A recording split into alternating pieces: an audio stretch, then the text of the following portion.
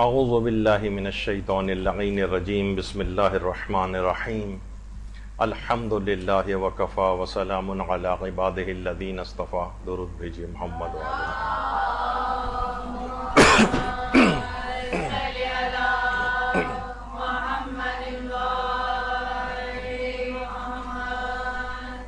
ذاکری training classes کے اندر جیسا کہ ہم نے پچھلی دفعہ بھی ایک تاریخی بحث آپ کے سامنے پیش کی تھی، اور اس کا تھیم یہی تھا کہ ایک ذاکر یا ذاکرہ کو جو بھی چیز وہ بیان کرے، خواہ وہ تاریخی بات ہی کیوں نہ ہو، اس کے پیچھے اس کے پاس دلائل موجود ہوں، یا اگر وہ مسئلہ اختلافی ہے تو دونوں طرف کی باتیں اس کے دماغ میں ہوں. ممکن ہے آپ ایک ہی بات کو صحیح سمجھ کر کسی جگہ بیان کریں لیکن معاشرے میں اس کے کچھ برخلاف مشہور ہو. تو دیکھیے، سب سے پہلی بات تو یہ ہے کہ دماغ میں رکھنا چاہیے، علماء نے اس کی بڑی تاکید کی ہے ذاکرین اور ذاکرات کے لیے، کہ وہ مصائب جو معاشرے کے اندر مشہور ہوں، یا وہ تاریخی باتیں جو عوام میں اس معاشرے کے اندر مشہور ہوں، تاریخ میں وہ بھی آئی ہیں اور اس کے برخلاف بھی آئی ہے اگر بات، تو آپ مصائب میں خاص طور پر غیر مشہور باتوں کا تذکرہ نہ کریں. اس سے بہت نقصانات واقع ہوتے ہیں. یعنی جب تاریخ کے اندر ایک طرح سے ایک بات آئی ہے اور تاریخ میں دوسری طرح سے بھی آئی ہے، اور کوئی ایک بات کسی معاشرے کے اندر بہت مشہور ہو، مثلا ائمہ کی بہت سی ولادتیں اور شہادتوں کی تاریخ میں بہت اختلاف ہے. اب اگر کسی جگہ کوئی تاریخ منائی جاتی ہے اور آپ کوئی ایک اور دوسرا پہلو لے کر آئیں معاشرے میں اور کہیں کہ نہیں یہ والی نہیں، میرے تحقیق میں تو یہ والی تاریخ ثابت ہے، تو اس پہ علماء سے بھی سوال کیے گئے، مجتہدین سے بھی سوالات کیے گئے، تو انہوں نے یہی کہا کہ وہ تاریخیں جو ولادت یا شہادت کی کسی معاشرے میں مشہور ہیں، اس کے مطابق ہی ائمہ کی ولادتوں اور شہادتوں کو منایا جائے، اس کے برخلاف جانے کی کوشش نہ کریں. دیکھیے، بہت ساری تاریخی باتیں ایسی ہیں کہ جو معاشرے ہو سکتا ہے کہ آپ اگر تحقیق کریں تو وہ مشہور کے خلاف نکلیں. مثلا میں صرف ایک مثال ابھی دے رہا ہوں آپ کو، اور وہ تاکید شروع میں بیان کر چکا ہوں کہ معاشرے میں جو بات مشہور ہو تاریخی اعتبار سے، اس کے خلاف اگر جائیں گے تو بہت نقصانات ہوں گے جو ابھی آگے آئیں گے. مثلا یہ بات تاریخ کے اندر ایک اختلافی ہے کہ حضرت سکینہ سلام اللہ علیہا اور حضرت رقیہ سلام اللہ علیہا یہ الگ الگ شخصیات تھیں یا ایک ہی شخصیت کے دو نام ہیں. یہ بحث ہے. اب آپ کے نزدیک مثلا یہ ثابت ہو جاتا ہے کہ یہ ایک ہی شخصیت کے دو نام ہیں اور آپ اس طور پر پریزنٹ کر رہی ہوتی ہیں، یا بہت سے افراد کا یہ کہنا کہ جناب حضرت سکینہ سلام اللہ علیہ تو بعد میں زندہ بھی رہیں، انہوں نے ایک طویل عمر پائی، بعد میں ان کی شادی بھی ہوئی، اس طرح کی چیزیں بھی ہیں روایات کے اندر. لیکن یہ اگر آپ پڑھیں گی تو ایک خلفشار معاشرے کے اندر ہونے لگے گا. اسی طریقے سے ایک تاریخی اختلاف ہے کہ حضرت زینب سلام اللہ علیہ اور حضرت ام کلثوم سلام اللہ علیہ یہ ایک ہی شخصیت کے دو نام ہیں یا یہ الگ الگ شخصیات ہیں. ایک تحقیق یہ بھی ہے کہ حضرت زینب سلام اللہ علیہ کی کنیت بھی ام کلثوم تھی، تو اس لحاظ سے جب ام کلثوم کا لفظ آیا ہے تو اس کے معنی یہ ہیں کہ یہ انہی حضرت زینب سلام اللہ علیہ کی بات ہو رہی ہے. اور بہت سے علماء اس بات کے بھی قائل ہیں، جو کہ ہمارے معاشرے کے اندر رائج ہے اور جو زیادہ صحیح بھی سمجھا جا سکتا ہے، کہ یہ دو الگ الگ شخصیات تھیں. یہ خود ایک تاریخ کے اندر ایک اختلاف ہے. حضرت فاطمہ صغریٰ سلام اللہ علیہ کو مدینے میں امام کی بیٹی کوئی رہ چکی تھی وہاں پر یا نہیں، اس نام کی کوئی بیٹی تھی بھی ان کی یا نہیں، یہ خود ایک تاریخ کے اندر ایک اختلاف ہے. اب آپ مثلا یہ والی چیز لے کر آئیں، معاشرے میں ہمارے یہاں رائج ہے کہ حضرت فاطمہ صغریٰ ان کے نوحے بھی پڑھے جاتے ہیں، اور ایک ان کے متعلق جو ہے وہ روایات کے اندر بھی بات آئی ہے، لیکن ایک تحقیق یہ بھی ہے کہ ان کی مثلا ایسی کوئی بیٹی مدینے میں نہیں تھی. اب آپ نے یہ چیز بیان اگر کرنا شروع کر دی معاشرے کے اندر تو ایک عجیب خلفشار ہو جائے گا. مثلا حضرت ام لیلہ سلام اللہ علیہ جو حضرت علی اکبر کی والدہ گرامی تھی،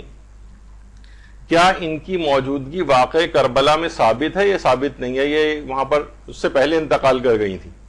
یہ بھی علماء کے درمیان ایک اختلافی بات ہے، ابھی آگے چل کر آئے گا، اور اکثر علماء اس بات کے بھی قائل ہیں کہ ان کی وفات اس واقعہ کربلا سے پہلے ہو گئی تھی، تو پھر وہ آپ کے دماغ میں فوراً آپ کے حاضرین یا سامعین جو ہوں گے ان کے دماغ میں بات آئے گی، وہ تو ہم سنتے آ رہے ہیں، ان کا نام آتا ہے، اور امام نے ان کو آگے کہا کہ تم اپنے بیٹے کے حق میں دعا کرو، بیٹے کے لیے ماں کی دعا جو ہے قبول ہوتی ہے، وہ ساری لوگوں کے دماغ میں آنے لگیں گی چیزیں۔ تو جب بھی کبھی آپ اس طرح سے غیر مشہور چیزوں کو بیان کریں گی، چاہے آپ کے نزدیک ثابت ہی کیوں نہ ہو، مثلا جیسے کہ 40 ابھی گزرا ہے، تحقیق یہ ہے، علماء اس کو پیش کرتے ہیں کہ اسی سال کہ جو 40 ہوا تھا واقع کربلا کے بعد 61 ہجری میں ہی قبر امام مظلوم پر یہ قافلہ پہنچا تھا، اور جابر بن عبداللہ انصاری بھی اسی وقت آئے تھے۔ لیکن ہمارے ہاں کیا مشہور ہے، اگلے سال آئے تھے یا پھر 4 سال بعد آئے تھے، یا اس طرح سے کئی سال کے بعد۔ اب آپ اگر جو اپنی تحقیق اس طرح سے پیش کریں گی، چاہے وہ تحقیق صحیح ہی کیوں نہ ہو، لیکن معاشرے کے میں جو چیزیں پائی جاتی ہے اس کے خلاف اگر ہوگا تو ایک خلفشار سا ہوگا۔ سب سے پہلے تو جو لوگ خواتین آپ کے سامنے بیٹھی ہوں گی وہ فوراً یہ دماغ میں سمجھیں گی کہ یہ ذاکرہ غلط پڑ رہی، ایک بہت بڑا تو آپ کی ساری تقریر بھی بیکار ہو جائے گی، چاہے آپ کے پاس علمی دلائل ہی کیوں نہ ہو۔ تو وہ یہ سمجھیں گی کہ یہ اچھا، پھر آئندہ آپ کو ممکن ہے کہ بلانا بھی ترک کر دیا جائے، یہ بھی ہو سکتا ہے کہ بھئی یہ ذاکرہ صحیح نہیں پڑتی ہے فلاں چیز۔ اور وہ بات جو کچھ عرصے پہلے مولانا وسیع حیدر صاحب قبلہ نے آپ کی کلاس کے اندر پیش کی تھی کہ اس طرح سے آپ لوگوں کا گریہ چھین لیں گی جب وہ اس قسم کی تاریخی خلفشار کی باتیں یا تاریخی اختلاف کی باتیں سنتے ہیں نا، تو ان کو پھر رونا وغیرہ نہیں آتا۔ تو یہ ایک بڑا، یہ میں نے بیچ میں روک کے ابھی ہماری گفتگو شروع بھی نہیں ہوئی، تو یہ ابھی اگر آپ سنیں گی ہماری گفتگو کہ حضرت علی اکبر علیہ السلام امام سجاد علیہ السلام سے بڑے تھے یا چھوٹے تھے، اور وہ شادی شدہ تھے یا نہیں تھے، اس پر ایک تاریخی ایک بحث ہے۔ اچھا، ممکن ہے جو ابھی تک آپ سنتی آئی ہوں اس کے برخلاف اس کا نتیجہ نکلے، دونوں طرف کے ویسے دلائل اس کے اندر جو ہے وہ پیش کیے جائیں گے۔ تو ایک ذاکرہ کو ممکن ہے، ابھی ہم آگے چل کر ذکر کریں گے کہ ممکن ہے کہ آپ مثلا آپ کے نزدیک ثابت ہو جائے کہ حضرت علی اکبر کی جو عمر 27 سال تھی، اور معاشرے کے اندر مثلا 18 سال کی جو ہے عمر مشہور ہے، اب اگر اب یہ بات آپ پیش کریں گی نا تو فوراً لوگوں کا گریہ وریہ سب ختم ہو جائے گا، اور ان کے دماغ میں کھچڑی پکنے لگے گی کہ یہ ذاکرہ غلط چیزیں بیان کر رہی۔ تو آئندہ بھی مشکلات ہوں گی، تقریر بھی ساری بیکار ہو جائے گی آپ کی، اور لوگوں کا گریہ بھی آپ چھین لیں گی، کیونکہ جب یہ تاریخی مباحث یا تاریخی اختلافات جو سیمینار میں اچھے لگتے ہیں، جو اس طرح کی جو بحثیں ہوتی ہیں بند کلاس روم کے اندر، اس کے اندر مختلف پہلو اچھے لگتے ہیں، لیکن عام عوام کے اندر مشہور کے خلاف بات کرنا، جبکہ وہ بھی تاریخ جھوٹی بات نہیں ہے کہ عوام میں کوئی بات جھوٹی مشہور ہے تو ہم بھی وہ نقل کریں، اس کے معنی یہ ہے کہ اگر تاریخ کے اندر اختلاف ہے اور ایک پہلو یہ بھی ہے اور وہ پہلو عوام میں مشہور ہے، تو آپ اسی کو ہی بیان کریں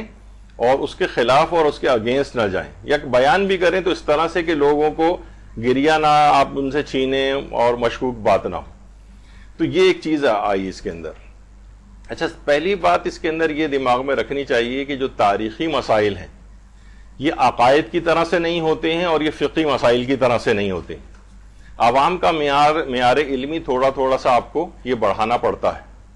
ایک دم سے جاہل معاشروں کے اندر کسی تاریخی اختلاف کو بیان کرنا یہ ایک بڑا بگاڑ کا سبب بن جاتا ہے۔ تاریخی مسائل، یہ بات یاد رکھ لیجئے، ہم آپ کے لیے بھی ہے مسئلہ کہ ہم بھی اسی معاشرے کے اندر رہتے ہیں، یہ عقائد کی طرح سے فکسڈ باتیں نہیں ہیں کہ بھئی اگر کوئی عقائد کے خلاف جائے تو اس کا مطلب یہ ہے کہ یہ تو اسلام سے، یہ شیعت سے خارج ہو رہا ہے، یا فقہی احکام بھی آپ کو پتہ ہے 2 + 2 = 4 کی طرح سے ہوتے ہیں، مثلا باطل ہے نماز یا باطل نہیں ہے، اب اس میں درمیانی تو کوئی بات نہیں ہوتی ہے، تو یہ فقہی احکام کی طرح سے نہیں ہے کہ آپ 2 + 2 = 4 کی طرح سے فیصلہ کریں۔ یہ تاریخی مسائل ہیں، اس کے اندر کوئی شاید ہی کوئی ایسا تاریخ، اگر یعنی علماء ایک بات بیان کرتے ہیں کہ اس واقعہ کربلا میں اگر ہم دیکھیں تو بہت مشکل سے اگر کوئی بات نکلتی ہے کہ جو 100% 100% آپ کہہ سکتی ہیں، تو وہ یہ ہے کہ 61 ہجری میں 10 محرم کے روز امام حسین میدان کربلا میں شہید ہو گئے. بس یہ ہے. باقی کچھ نہ کچھ تاریخی اختلاف ہر چیز کے اندر ہوگا، پہلا شہید کون ہے اور کون کس کے بعد گیا ہے، اور اگر وہ تاریخی مباحث کے اندر جائیں تو بہت ساری ایسی چیزیں اس کے اندر آتی ہیں.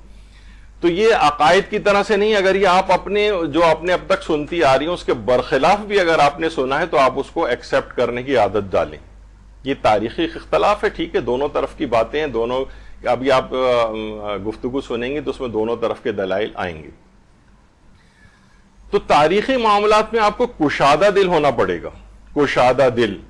ایکسیپٹ کریں بات کو کہ ہاں یہ بھی ہو سکتا ہے، یہ بھی ہو سکتا ہے، کیونکہ عقائد کا کوئی مسئلہ نہیں ہے. نہ میدان قیامت میں آپ سے پوچھا جائے گا کہ حضرت علی اکبر علیہ السلام عمر میں بڑے تھے، امام سجاد سے چھوٹے تھے، یا حضرت علی اکبر شادی شدہ تھے یا نہیں تھے.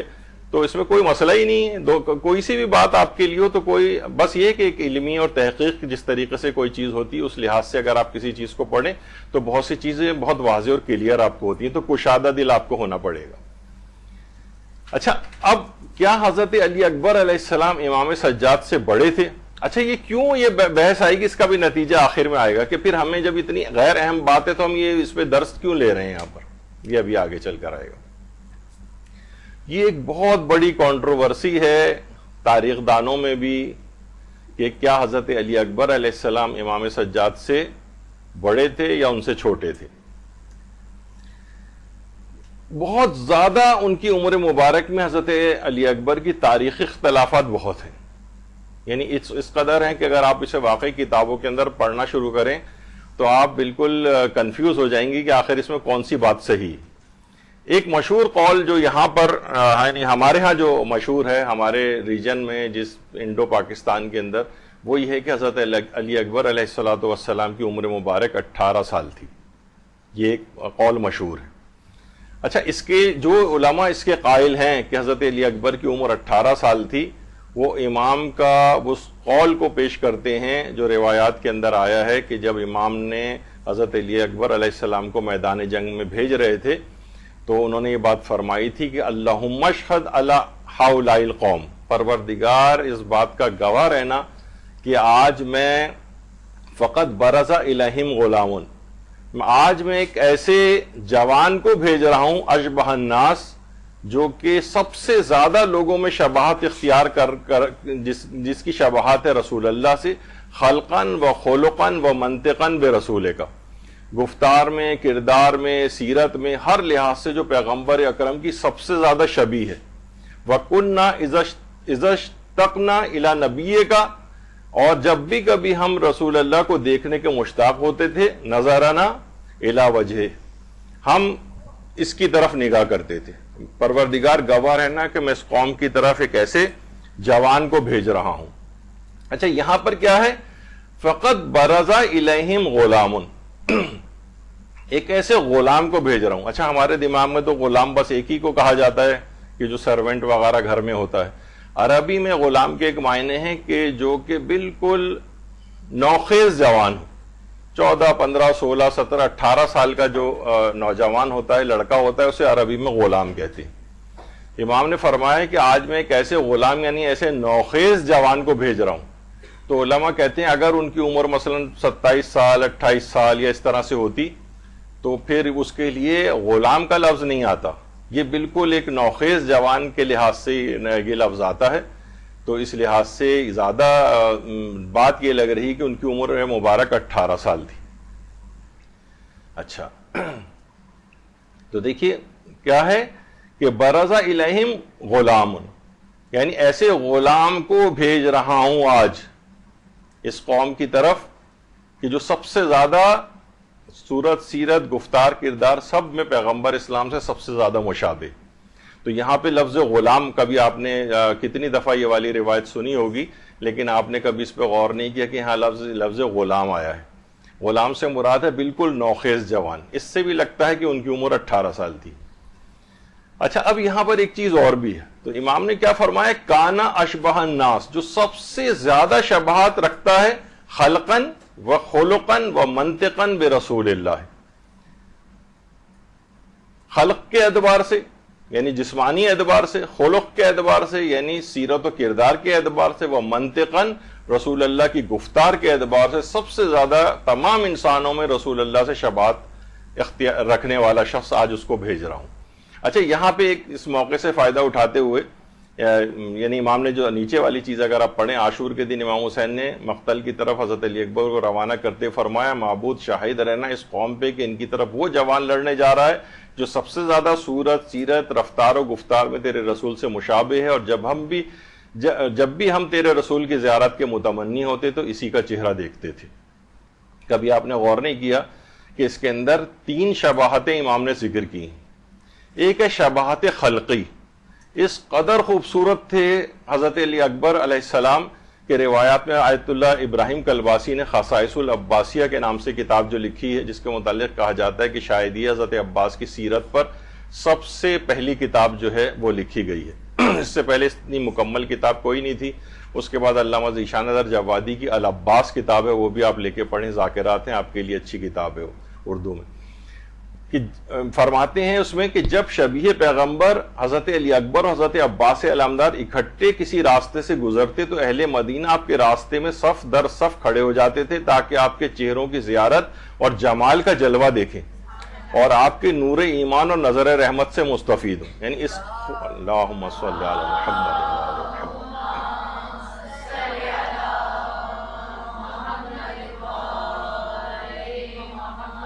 خلقاً و خلقاً و منطقاً بے رسول کا، یعنی پہلے ہم شباہت خلقی یعنی رسول اللہ کی جو شباہت، چہرہ اور خوبصورتی جو تھی، یعنی یہ اس قدر رسول اللہ سے مشابہ تھی، اور پھر ان کی آپ نے خلقی طور پہ بھی دیکھا کہ اس قدر کے لوگ صف در صف بنا کر مدینے کی گلیوں میں ان کو دیکھنے کے لیے آتے تھے۔ اس سے اندازہ لگائیں آپ۔ اور یہ بھی یعنی امام حسین نے جو فرمایا وَكُنَّا إِذَا اشْتَقْنَا إِلَىٰ رُؤْيَةِ نَبِيِّكَ نَظَرْنَا إِلَيْهِ، جب بھی تیرے رسول کے دیدار کے ہم مشتاق ہوتے تھے تو ہم علی اکبر کی طرف نگاہ کرتے تھے۔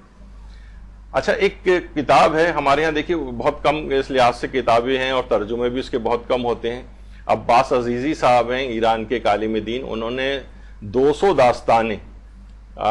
فضائل حضرت علی اکبر، مصائب علی اکبر اور کرامات حضرت علی اکبر علیہ السلام کے اوپر لکھی۔ 200 داستانیں ہیں اس کے اندر ان کی سیرت سے متعلق۔ تو اس کتاب کے اندر انہوں نے ایک واقعہ لکھا ایک بوڑھے کا کہ جو کہ کسی شہر کے اندر رہتا تھا اور بہت زیادہ رسول اللہ کے فراق میں گریہ کرتا رہتا تھا کہ میں ان کی زیارت نہیں کر سکا۔ مختلف شہروں کے اور لوگ تھے جو مسلمان ہونے کے باوجود بھی زیارت نہیں کر سکے، تو کسی نے ان سے کہا کہ تم ایسا کرو مدینے چلے جاؤ، اور وہاں پر امام حسین کے ایک بیٹے ہیں علی اکبر، وہ بہت زیادہ پیغمبر اسلام کے مشابہ ہیں، تم جا کر ان کی زیارت کر لو۔ یہ شخص جو ہے بوڑھا شخص مدینے کے لیے آیا اور امام حسین علیہ السلام کے پاس آیا۔ امام نے اپنے بیٹے علی اکبر کو آواز دی، بیٹا علی اکبر اندر آؤ۔ جیسے ہی حضرت علی اکبر علیہ السلام اندر آئے، وارفتگی، شوق اور ایسا کہ جیسے وہ رسول اللہ کی زیارت کر رہا ہو، بے ہوش ہو کے وہ شخص نیچے گر پڑا۔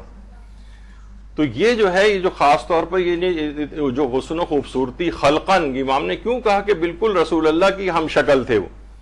تو اتنی شباہت تھی کہ وہ دیدار کی اور ان کے حسن کی تاب نہ لا سکا اور وہ شخص جو ہے وہ بے ہوش ہو کر گر پڑا۔ تو یہ خلقاً کے اندر آتا ہے۔ اور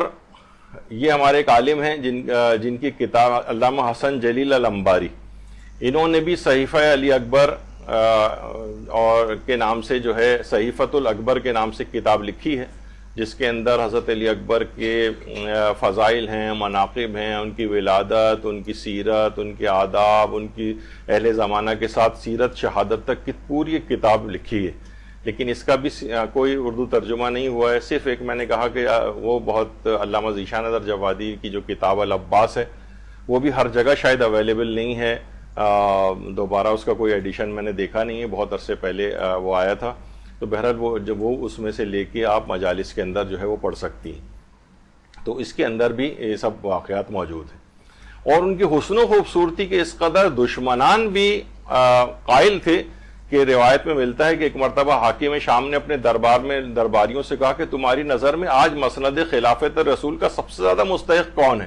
تو ظاہر خوش آمدید تھے، انہوں نے کہا ہر لحاظ سے تو ہمیں آپ ہی مستحق خلافت نظر آتے ہیں۔ حاکم شام نے کہا نہیں یہ بات بالکل جھوٹ ہے. انصاف سے دیکھو تو تمام عرب میں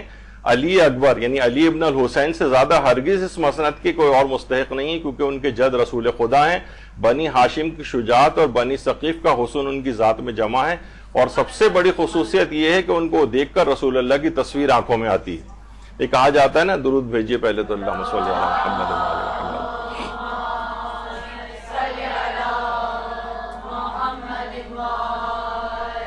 کہ اصل تعریف وہ ہوتی ہے جو دشمن کی زبان کے اوپر جاری ہو. منتہی الاعمال میں شیخ عباس قمی نے اس بات کو لکھا ہے. اچھا کچھ علماء کہتے ہیں کہ یہاں پر علی ابن الحسین سے مراد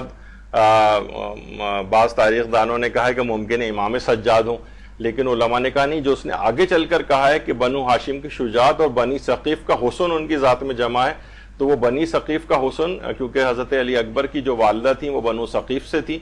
تو یہ انہی کی طرف حضرت علی اکبر کی طرف اشارہ ہے. اور بعض علماء نے کہا کہ یہ حاکم شام کی ایک چال بازی تھی. ٹھیک ہے کہ اس نے حضرت علی اکبر علیہ السلام کے لیے تعریفی کلمات، وہ تو اس کے حقدار تھے ہی، یہ سب جاری کیے ہیں، لیکن وہ اس کا کام اس مقصد سے یہ تعریف کرنا تھا کہ امام زین العابدین کی طرف سے لوگوں کی توجہ ہٹائی جائے، اور کہا کہ اصل مسند خلافت کے حقدار تو علی اکبر ہیں، یعنی امام زین العابدین نہیں ہیں. تو یہ اس کی ایک چال بازی بھی تھی. لیکن بہرحال یہ کہ یعنی ہم اس لحاظ سے کہہ رہے ہیں کہ امام نے جو کہا تھا کہ خلقن و خلقن، یعنی خلقن یعنی انتہائی حسین تھے رسول اللہ کی طرح سے، تو اس کے اندر بھی یہ بات آئی کہ بنی ثقیف کا حسن ان کے اندر جو ہے وہ موجود تھا. دوسری کیا ہے؟ شباہت خلقی. حضرت علی اکبر علیہ السلام میں خلقی شباہت. یہ بیچ میں کیونکہ بات آ گئی تو ہم چاہ رہے ہیں کہ جب حضرت علی اکبر علیہ السلام پہ گفتگو ہے تو ان کی سیرت کا یہ پہلو بھی آ جائے. خلقن و خلقن، ان کا سیرت و کردار بھی رسول اللہ کی شبیہ. یہ بہت بڑی بات ہے، اسے اگر آپ سوچیں بہت بڑی بات ہے. رسول اللہ کا اخلاق کیسا تھا؟ وَإِنَّكَ لَعَلَىٰ خُلُقٍ عَظِيمٍ. قرآن نے کہا ہے کہ آپ اے رسول خدا خلق عظیم کے اوپر فائز ہیں، اور امام فرما رہے ہیں کہ علی اکبر کا جو اخلاق ہے وہ رسول اللہ کے اخلاق کے مشابہ. کوئی تصور کر سکتا ہے کہ یعنی عام کوئی اگر کوئی شخص یہ بات بیان کرے تو ہم چلیں پھر بھی اس کے اندر قیل و قال کوئی نکال سکتے ہیں، لیکن امام معصوم حضرت علی اکبر کے متعلق فرما رہے ہیں کہ ان کا جو اخلاق ہے وہ پیغمبر اسلام کے اخلاق کے مشابہ ہے. خلقن و خلقن، اور قرآن نے کہا وَإِنَّكَ لَعَلَىٰ خُلُقٍ عَظِيمٍ، آپ عظیم ترین اخلاق کے منازل کے اوپر فائز ہیں. تو اس سے آپ حضرت علی اکبر علیہ السلام کا سوچ سکتی ہیں کہ کس قدر ان کا مقام اور مرتبہ ہے. کس قدر درود بھیجے محمد علیہ.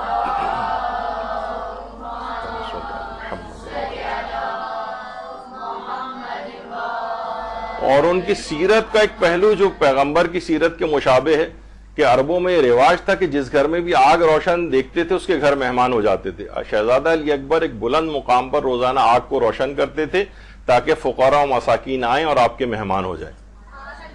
تو منہاج الدموع کے اندر جو علی قرنی گل پائگانی کی کتاب ہے اس کے اندر بھی یہ بات لکھی گئی ہے کہ عربوں میں ایک چیز کا رواج تھا،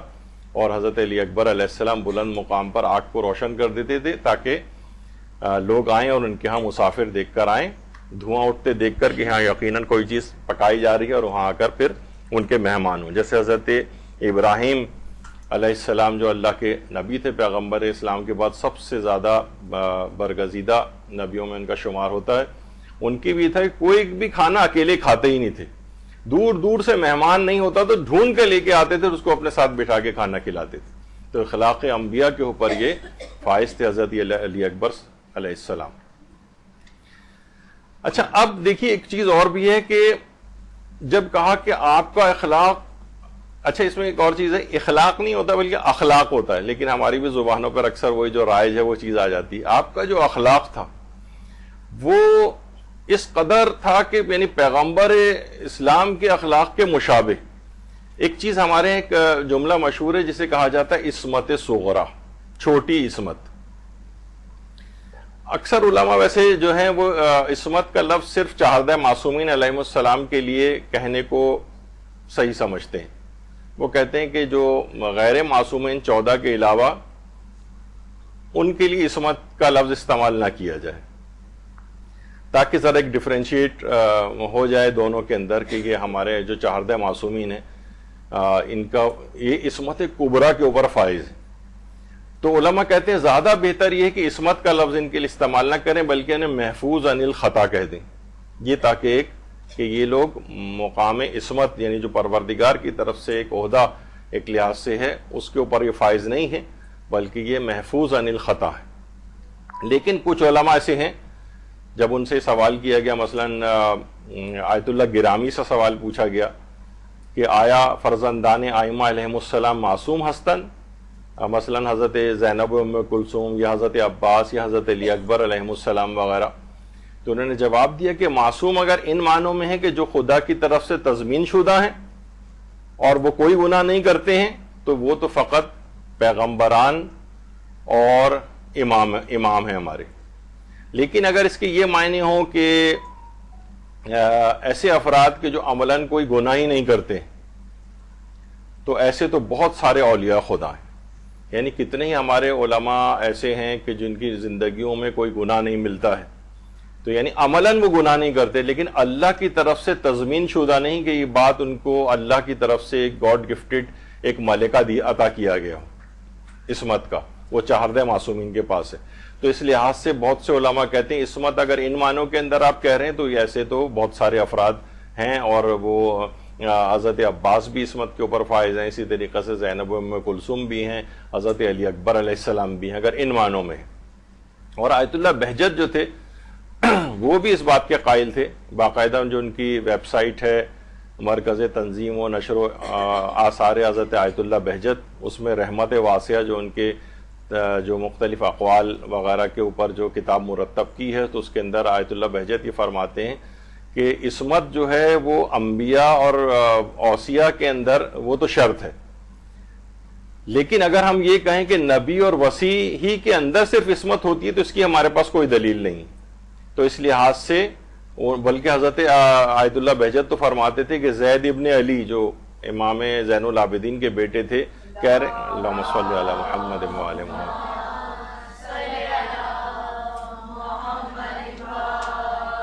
فرماتے ہیں کہ ان کے لیے بھی احتمال عصمت پایا جاتا ہے، اسی طریقے سے حضرت ابو الفضل العباس کے لیے بھی پایا جاتا ہے، حضرت علی اکبر کے لیے بھی پایا جاتا ہے، اصحاب سید الشہداء کے لیے بھی کہہ رہے ہیں احتمال عصمت میں دہیم، بلکہ بالا تر از احتمال، خالی احتمال ہی نہیں بلکہ اس سے بھی بالا تر جو ہے ہم قرار دیتے ہیں۔ تو بہرحال اسی طریقے سے انہوں نے کہا کہ کتنے بڑے بڑے اصحاب ایسے ہیں جیسے مقداد اور سلمان وغیرہ کے جو کہ کوہ تقویٰ تھے، یعنی تقوی کے پہاڑ تھے، کیا ہم کہہ سکتے ہیں کہ ان کے اندر عصمت نہیں تھی؟ یعنی عصمت ان کے اندر بھی تھی۔ ایک لحاظ سے پرسنٹیج وائز تو میں نے ایک دفعہ ایک ذکر کیا تھا، بہت سی ہو سکتا ہے 1% 2% عصمت تو ایک عام فرد کے اندر بھی پائی جا سکتی ہے۔ مثلا ہم کوئی خدا نخواستہ قتل کسی کو نہیں کیا ہے، اور مثلا ہم نے کوئی اور چوری نہیں کی ہے، کسی کا مال غصب نہیں کیا ہے، تو ایک خاص پرسنٹیج کے تحت تو ہر شخص کے اندر کچھ نہ کچھ عصمت پائی جاتی ہے، لیکن وہ عصمت کاملہ جو ہے وہ فقط اور فقط چہاردہ معصومین کے پاس ہے۔ اس کے علاوہ جو افراد ہیں ان کے لیے فقط محفوظ عن الخطا کا جو ہے وہ لفظ استعمال کیا جاتا ہے۔ تو یہاں پر جو ہے کہ پیغمبر اسلام کے بالکل کردار کے سب سے زیادہ شباہت رکھنے والے تھے، تو اس میں یہ یعنی ممکن نہیں ہے، علماء کہتے ہیں جو اس بات کے قائل ہیں کہ ہم حضرت علی اکبر کی اس معنی میں عصمت کے قائل نہ ہوں، ورنہ امام کبھی بھی یعنی جس کے اندر اس بات کا احتمال گناہ پایا جاتا ہو یا وہ اس کردار کے لحاظ سے اس قدر نہ ہو، تو پیغمبر کی شبیہ کیسے قرار دیا جا سکتا تھا حضرت علی اکبر کو؟ تو یہ اس لحاظ سے یہ والی ایک بحث آتی ہے۔ تو بہت سے علماء تو کہتے ہیں کہ ہم جیسے آیت اللہ بہجت یا آیت اللہ گرامی وغیرہ وہ کہتے ہیں کہ ہم کہہ سکتے ہیں کہ عصمت صغریٰ کے اوپر یہ لوگ فائز تھے۔ خیر ایک بیچ میں ایک بات آ گئی خلقاً و خلقاً، پھر کیا ہے وہ منطقاً بے رسول کا، حضرت علی اکبر علیہ السلام گفتار کے اندر بھی بالکل شباہت رکھتے تھے، پیغمبر اسلام سے گفتار میں شباہت، جس کے متعلق قرآن نے یہ بات یعنی کانا اشبہ الناس خلقاً و خلقاً و منطقاً بے رسول اللہ، اور قرآن نے کیا کہا وما ينطق عن الهوى ان هو الا وحی یوحی، یہ رسول اپنی زبان سے کوئی کلمہ نکالتا ہی نہیں، کوئی بات ہی نہیں کرتا مگر وہ وحی جو اس پر مسلسل نازل ہوتی رہتی۔ یعنی جو امام نے کہا کہ حضرت علی اکبر رسول اللہ کی گفتار کے سب سے زیادہ مشابہ تھے، تو رسول اللہ کی گفتار کیا تھی؟ وحی الہی کے علاوہ کوئی بات ہی نہیں کرتے تھے، تو علماء فرماتے ہیں کہ یہاں پر جو امام نے کہا تو کس قدر شباہت تھی حضرت علی اکبر کی رسول اللہ کی گفتار میں، اور رسول اللہ کی گفتار جو تھی وہ اللہ کے حکم کے اور اذن کے علاوہ کوئی وہ کلام ہی نہیں کرتے تھے، تو سوچا جا سکتا ہے کہ حضرت علی اکبر علیہ السلام کس قدر بلند ترین منازل کے اوپر فائز تھے۔ تو آپ نے خلقاً کے اندر آپ نے دیکھا کہ اس میں انک لعلی خلق عظیم، اور منطقاً کے اندر وما ینطق عن الہوی رسول اللہ کی اس شان میں آیت سے ملائیں تو حضرت علی اکبر کا مقام اور منزلت وہ پتہ چلتی ہے۔ اچھا، اسی وجہ سے لوگ بعض اوقات حیران ہوتے ہیں جب یہ پوسٹ آتی ہے، لیکن اب آپ کو حیرانگی نہیں ہوگی۔ آیت اللہ کوہستانی فرماتے تھے کہ حضرت علی اکبر علیہ السلام اس قدر شفاعت قیامت کے روز کریں گے کہ امام حسین کی شفاعت کی نوبت ہی نہیں آئے گی۔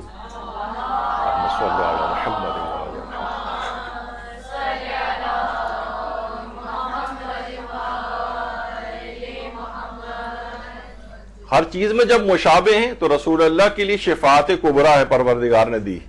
تو اگر حضرت علی اکبر علیہ السلام جو ہر چیز میں مشابہ ہوں ان کے لیے اس قدر شفاعت کا حق کہ اس قدر شفاعت کریں گے کہ بعد میں کسی اور افراد کی شفاعت کی نوبت ہی نہیں آئے گی، یہ کوئی زیادہ ایسی حیران کن بات نہیں ہے اس کے اندر۔ اگر شان علی اکبر بیان نہ ہو، یہ سمجھ میں نہ آئے تو پھر تو یہ سوال دماغ میں آتا ہے کہ کیسے ممکن ہے، لیکن ابھی جب آپ نے رسول اللہ سے اس قدر شباہت ان کی دیکھی تو اب آپ کو حیرانگی نہیں ہونی چاہیے۔ تو یہ حضرت علی اکبر علیہ السلام اس انداز سے ہیں۔ یہی وجہ ہے کہ جب بھی امام حسین علیہ السلام نے کہا تھا کہ یا بنی علی الدنیا بعدک لفا، تیرے جانے کے بعد اس دنیا کے اوپر حیف ہے، تیرے اس دنیا سے جانے کے بعد یہ دنیا میرے لیے اندھیر ہے، یعنی اس قدر عظیم شخصیت تھی امام حسین کی نگاہ میں حضرت علی اکبر کی کہ اس کے بعد کہتے تھے کہ اس دنیا کے اندر کوئی دلچسپی کی بات باقی نہیں رہی تیرے جانے کے بعد۔ یا بنی علی الدنیا بعدک لفا۔ تو اچھا، اولیاء خدا میں سے بھی قرار دیتے تھے امام حسین علیہ السلام حضرت علی اکبر کو۔ روایات کے اندر ملتا ہے، دلائل امامہ میں تبری نے یہ بات لکھی ہے کہ کثیر ابن شاذان کہتا ہے کہ میں امام حسین علیہ السلام کو دیکھ رہا تھا جبکہ ان کے فرزند علی اکبر ان سے انگور کھانے کی فرمائش کر رہے تھے، جبکہ وہ انگور کا موسم ہی نہیں تھا۔ امام حسین نے مسجد کے ستون پر ہاتھ مارا جس سے انگور اور کیلے نکل آئے، پھر امام نے فرمایا اللہ کے اولیاء کے لیے جو اللہ کے ہاں موجود ہے وہ اس سے کہیں زیادہ ہے۔ تو اس لحاظ سے امام حسین علیہ السلام حضرت علی اکبر کو اولیاء خدا میں سے قرار دیتے تھے، اور ان کے لیے اس طرح کے معجزات بھی ہیں کہ انگور کا موسم نہیں ہے لیکن دیوار پہ ہاتھ مار کے ایک معجزہ دکھایا اور علی اکبر کے لیے انگور آئے۔ اسی طرح سے اچھا، اب ہم کیا ذکر کر رہے تھے، اس میں لفظ ایک آپ نے دیکھا کہ اس سے پہلے امام نے کہا کہ میں ایک ایسے غلام کو بھیج رہا ہوں، ایسے جوان کو بھیج رہا ہوں، اس سے بھی لگتا ہے کہ ان کی عمر 18 سال تھی۔ اور حضرت علی اکبر علیہ السلام کے جو رجز جو میدان جہاد میں جا کر دشمن کے سامنے پڑے جاتے تھے، اس میں بھی حضرت علی اکبر علیہ السلام نے جو کہا ہے آخری دو اشعار جو ہیں، اضربکم بالسیف احما ان ابی ضرب غلام ہاشمی علوی، اس میں بھی کہا ہے کہ اب انہوں نے کیا کہا کہ میں اپنے دشمن پر کاری ضرب لگاؤں گا اور اپنے باپ کی حمایت کروں گا، وہ بھی ایک ہاشمی اور قریشی جوان کی تلوار سے۔ تو اس میں کیا ہے، ضرب غلام ہاشمی علوی، یعنی انہوں نے کہا کہ یہاں پہ بھی اپنے لیے غلام کا لفظ استعمال کیا۔ ہم نے اس سے پہلے کہا کہ غلام بالکل ایک نوخیز جوان کے لیے کہا جاتا ہے، تو خود امام نے بھی ان کے لیے غلام کا لفظ استعمال کیا، اور حضرت علی اکبر نے رجز میں اپنے لیے بھی غلام یعنی ایک نوخیز جوان کی تلوار سے میں ان کے اوپر ضرب لگاؤں گا، یہ اس قسم کے الفاظ استعمال کیے۔ اچھا، اب حضرت علی اکبر علیہ السلام جو تھی ان کی عمر مبارک میں جو تاریخی اختلاف ہے، ابھی تو آپ نے ایک چیز سنی جو ہمارے ہاں سب سے زیادہ رائج ہے کہ وہ ہے کہ ان کی عمر 18 سال تھی، تو جو علماء 18 سال کے قائل ہیں وہ آپ نے سنا کہ ان دو باتوں کو اپنے دلائل بناتے ہیں، حضرت علی اکبر کے رجز جس میں انہوں نے خود کو غلام کہا ہے، اور ایک مولا حسین کے جو الفاظ کے میں ایک ایسے غلام کو بھیج رہا ہوں آج، تو وہ ابھی آپ نے سنا۔ کچھ روایات کے اندر ان کی عمر 19 سال ہے، کچھ کے مطابق 20 سال ہے تاریخ کے اعتبار سے، کچھ میں 27 سال ہے، کچھ میں 33 سال ہے، کچھ میں 38 سال ہے، اور ایک ایسی بھی ہے جس میں یہ کہ وہ نابالغ تھے۔ اس کو تو خیر علماء نے کہا ہے کہ بالکل ناقابل اعتنا ہے کہ وہ حضرت علی اکبر علیہ السلام نابالغ تھے وقت کربلا، ایسا کچھ نہیں ہے۔ البتہ یہ جو بعد کی تاریخیں 18، 19، 20، 27، 33، 38، یہ جو ہے تاریخ کے اندر اتنا زیادہ اس سلسلے میں اختلاف آیا ہے۔ اچھا، وجہ اس کی کیا ہے اختلاف کی کہ حضرت علی اکبر کی تاریخ ولادت کے سلسلے میں کیا کوئی صحیح روایت موجود ہے؟ تو اس کا جواب ہے کوئی صحیح روایت اصل میں موجود نہیں، کوئی ایک بھی صحیح السند یا جس پہ قابل اعتنا ہو وہ ایسی کوئی روایت موجود نہیں۔ البتہ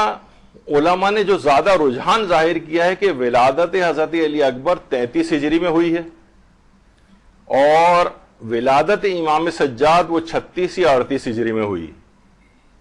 تو جو زیادہ امکان ہے کہ ان کی ولادت 33 ہجری میں ہوئی ہے اس لحاظ سے، اور امام سجاد کی 36 یا 38 میں ہوئی ہے، اس سے لگتا ہے کہ وہ امام سے 3 یا 5 سال بڑے تھے حضرت علی اکبر۔ اچھا، تو اس لحاظ سے ان کی عمر مبارک جو ہے وہ 27 یا 28 سال بنتی ہے۔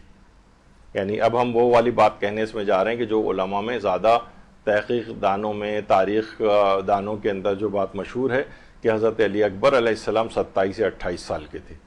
اور امام سجاد سے بڑے تھے۔ اچھا، لیکن اب آپ کو یاد ہوگا اس سے پہلے بھی ہم نے فطروس کی جو گفتگو کی تھی تو اس کے اندر یہ تھا کہ جو اگر کوئی صحیح روایت موجود نہ ہو تو تاریخ میں جو باتیں ہوتی ہیں اس میں قرائن دیکھے جاتے ہیں، وہ قرائن معیار ہوتے ہیں، بہت ساری اور سرکمسٹانشل ایویڈنسز جو ہیں وہ اس کی سپورٹ اگر کرتی ہیں تو ہم اس بات کو مانتے ہیں۔ اچھا، خود یہ علی اکبر کا جو لفظ آیا ہے اس میں اکبر کے سلسلے میں بھی تاریخی اختلافات موجود ہیں کہ یہ اکبر کا لفظ کون سے کس کے لیے آیا ہے۔ شفاء الصدور فی شرح زیارت العاشور جو کہ علامہ ابو الفضل طہرانی کی کتاب ہے، اس میں انہوں نے کہا ہے کہ علماء کے اس میں 2 گروہ ہیں۔ ایک تو یہ کہتا ہے کہ یہ امام زین العابدین علیہ السلام کا لقب ہے اکبر، اور بہت سے اور علماء نے اس میں سکوت اختیار کیا ہے، یعنی خاموشی اختیار کی ہے، تو اب یہ پتہ نہیں چلتا کہ لفظ اکبر جو ہے حضرت علی اکبر کے لیے آیا ہے یا یہ امام سجاد کے لیے آیا ہے۔ اور یہی بات آیت اللہ خوئی نے معجم رجال الحدیث کے اندر جو ان کی بہت ہی مفصل کتاب ہے علم الرجال کی، اس کے اندر یہی والی بات انہوں نے جو ہے لکھی ہے کہ وہ علماء جو کہ امام زین العابدین علیہ السلام کو کہتے ہیں کہ علی اکبر سے مراد وہ ہیں، وہ کہتے ہیں کہ جب امام اگر ان کے نزدیک امام اگر عمر میں بڑے تھے تو اکبر کا لقب بھی امام سجادی کے لیے ہونا چاہیے۔ یعنی یہ اس کے اندر ان علماء کی انہوں نے بات بیان کی، آغا خوئی نے بھی۔ تو یہ جو علی اکبر، علی اصغر اور علی اوسط جو ہے،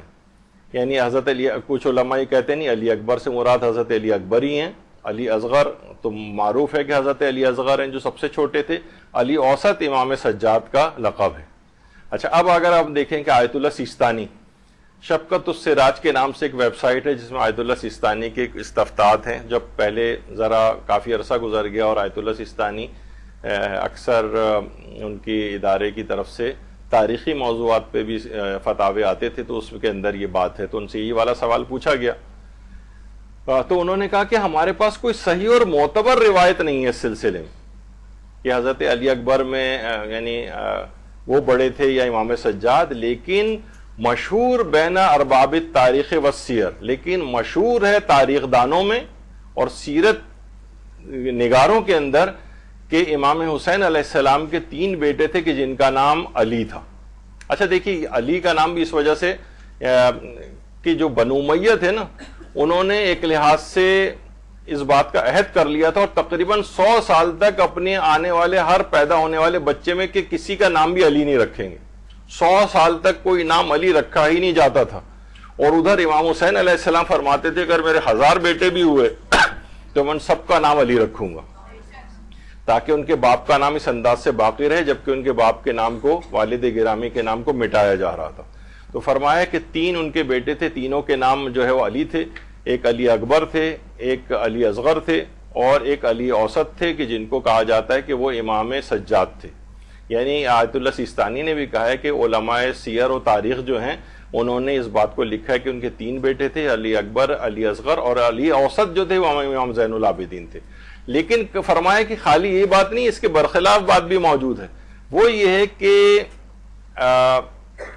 علی اصغر تو وہی تھے کہ جو کہ عبداللہ رضی جو کہلاتے ہیں، جو شیر خوار بچہ جو وہاں پر شہید ہو گئے میدان کربلا میں، وہ تو علی اصغر ہیں۔ اور فرمایا کہ امام زین العابدین علیہ السلام کو کہا جاتا ہے کہ وہ علی اکبر تھے، اور امام زین العابدین علیہ السلام کی عمر واقع کربلا کے وقت کچھ لوگ یہ بات کہتے ہیں، آغا سیستانی فرماتے ہیں کہ ان کی عمر واقع کربلا کے وقت 30 سال تھی، اور ان کا ایک بیٹے بھی تھے امام محمد باقر علیہ السلام جو واقع کربلا میں موجود تھے۔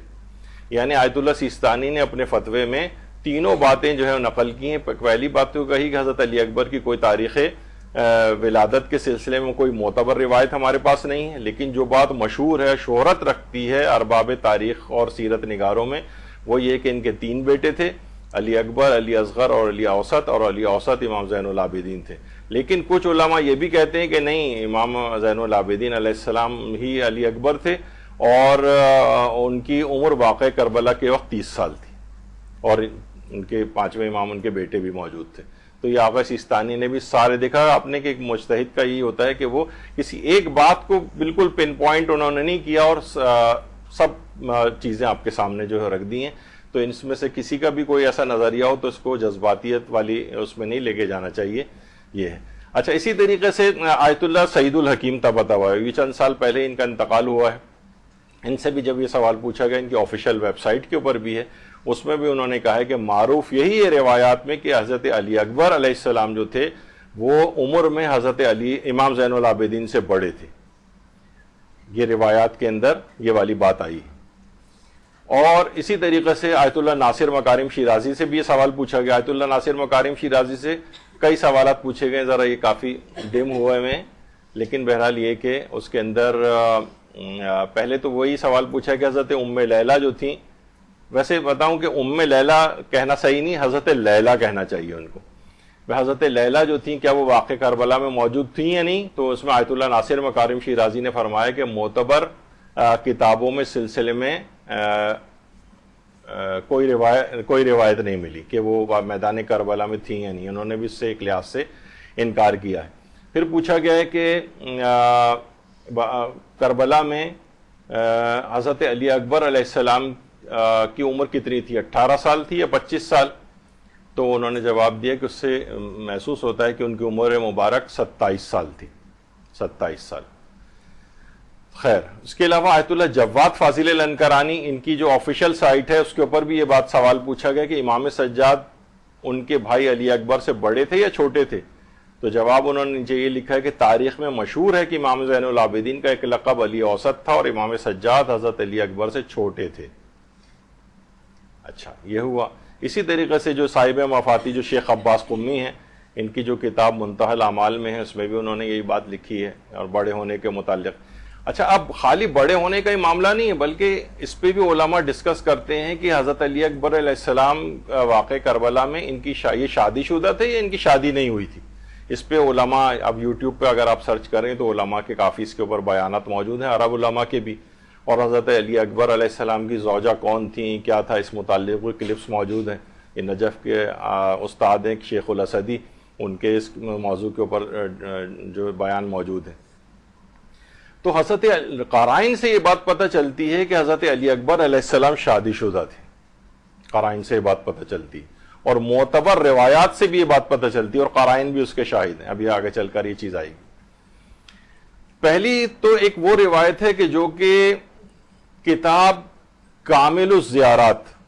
کامل الزیارات وہ کتاب ہے جس کے متعلق آقا خوئی جیسے شخص نے کہا ہے کہ یعنی کہ تقریباً ان کے نزدیک 90-95% اس کتاب کی روایات بالکل صحیح۔ کامل الزیارات کے اندر یہ حدیث آئی چھٹے امام امام جعفر صادق علیہ الصلوۃ والسلام سے، صلی اللہ محمد،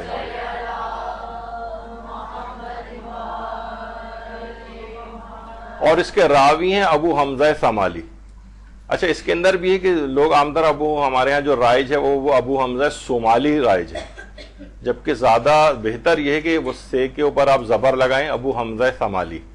یہ زیادہ بہتر ہے کہ اس انداز سے اس کو پروناؤنس کیا جائے۔ تو حدیث امام جعفر صادق علیہ السلام میں یعنی کتاب کامل الزیارات جو کہ معتبر ہے، اور اچھا اس کے راوی بھی معتبر ہیں، ابھی ہم ان کا بھی نام ذکر کریں گے، اور چھٹے امام سے یہ روایت ہے، اور ابو حمزہ ثمالی جو ہے سے یہ زیارت نقل ہوئی ہے، اور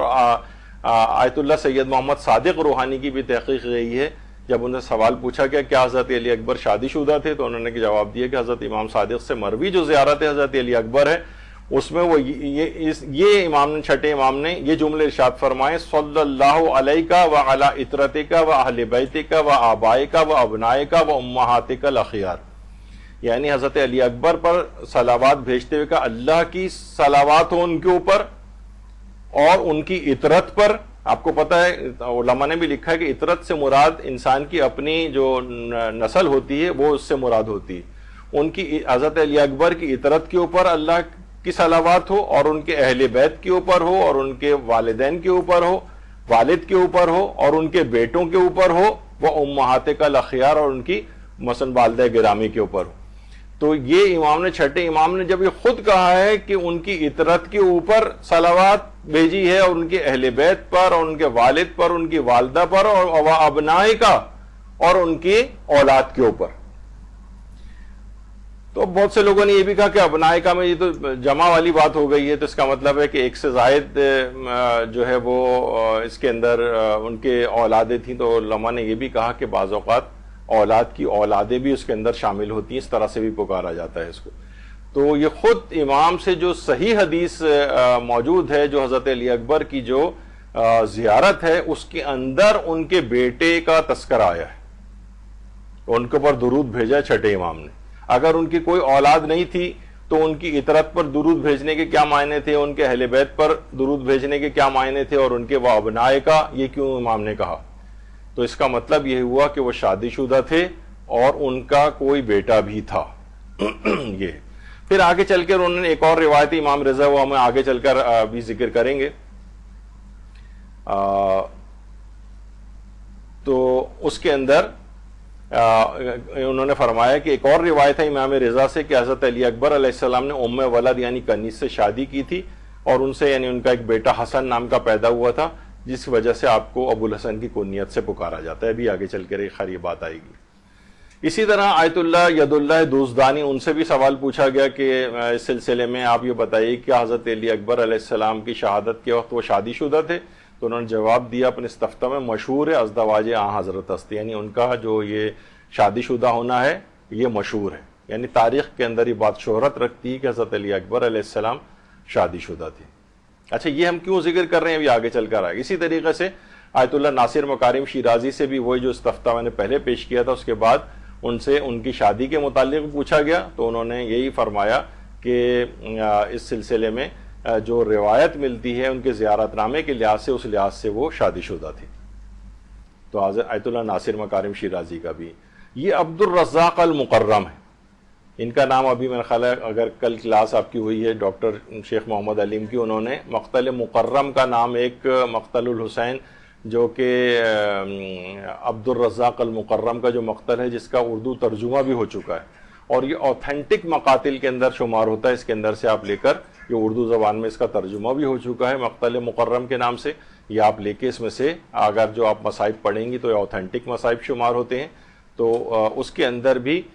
وہ اس بات کے قائل تھے عبد الرزاق المقرم کہ حضرت علی اکبر علیہ السلام شادی شدہ تھے۔ انہوں نے یہی کہا کہ اطرت کے اوپر جب صلوات بھیجی گئی ہے تو اس کے معنی کہ انسان کی جو اطرت ہوتی ہے اس کے اپنے وہی اس کی بیوی اس کے بچے اس سے مراد ہوتے ہیں، تو یہ بات انہوں نے لکھی ہے۔ اور جو عبد الرزاق المقرم ہیں انہوں نے پوری ایک کتاب حضرت علی اکبر کے اوپر جو ہے لکھی ہے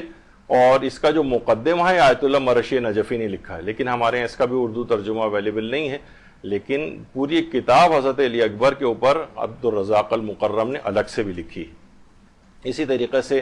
آیان الشیعہ جو ہے محسن امین عاملی کی، ان کا بھی نظریہ یہ ہے کہ وہ شادی شدہ تھے۔ زندگانی امام حسین جو ہاشم رسول محلاتی کی ہے اس کے اندر بھی اس بات کا اظہار کیا گیا ہے کہ حضرت علی اکبر علیہ السلام شادی شدہ تھے۔